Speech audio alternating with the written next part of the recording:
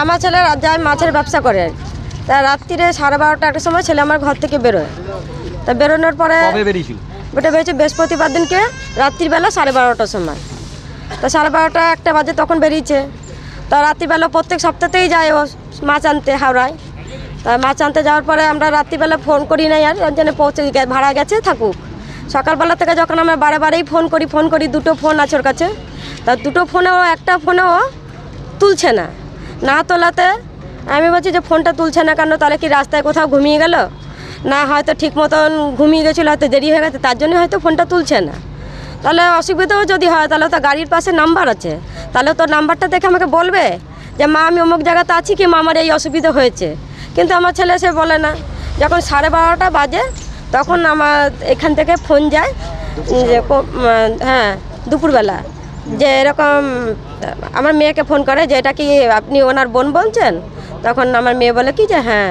তা বলে এরকম আপনার দাদা হাসপাতালে ভর্তি আছে দুর্গাপুর বিধাননগরে, হ্যাঁ আপনারা আসুন যে পারেন এসে দেখে যান।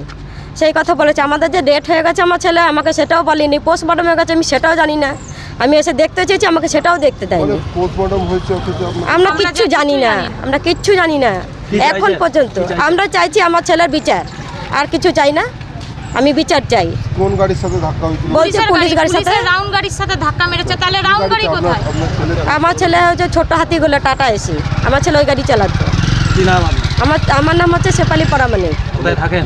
আমি থাকি 2 নম্বর নেতাজি কলোনি, কোথায় থাকেন? সেটা চিত্তরঞ্জনে। আপনার ছেলের নাম? আমার ছেলের নাম হচ্ছে সোমনাথ পরামানিক।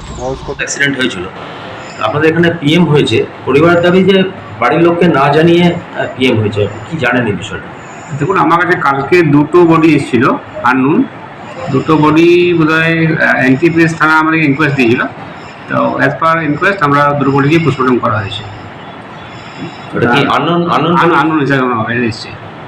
আচ্ছা, এবারে পুলিশ এটা এনকোয়ারি করবে, এনকোয়ারি করে যদি পায় অ্যাড্রেস খুঁজে পায় তখন আমরা সেটাকে সেটা as per best on request আমরা সেটাকে কটার নামটা কনভার্ট করে দেবো, কনফার্মটা নন করবো। মানে এটা কনফার্ম যে আননোন বডি হিসেবে? দুটো আননোন বডি হিসাবে ছিল আমার কাছে। আননোন বডি হিসাবে এলে কি মানে পোস্টমর্টম হয়? আননোন বডি হিসাবে পুলিশ যদি সেটা কেস ইনিশিয়েট করে, তাহলে কেস ইনিশিয়েট করার পরে ওনারা ইনকোয়েস্ট করার পরে সেটা পোস্টমর্টম হয়, সেটা করা যায়।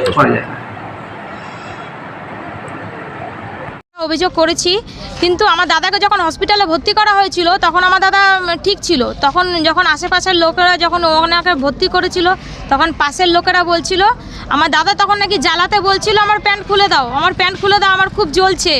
আর নাকি ওই জায়গাটায় লেগে ফুলে গেছিলো। ওকে মনে হয় ওখানে মারধর করে ওকে ওরা মেরে দিয়ে পোস্টমর্টম করে দিয়েছে। এর মধ্যে কিছু আছে, নাই তো আমাদেরকে না বলে কি করে পোস্টমর্টম করে দিল।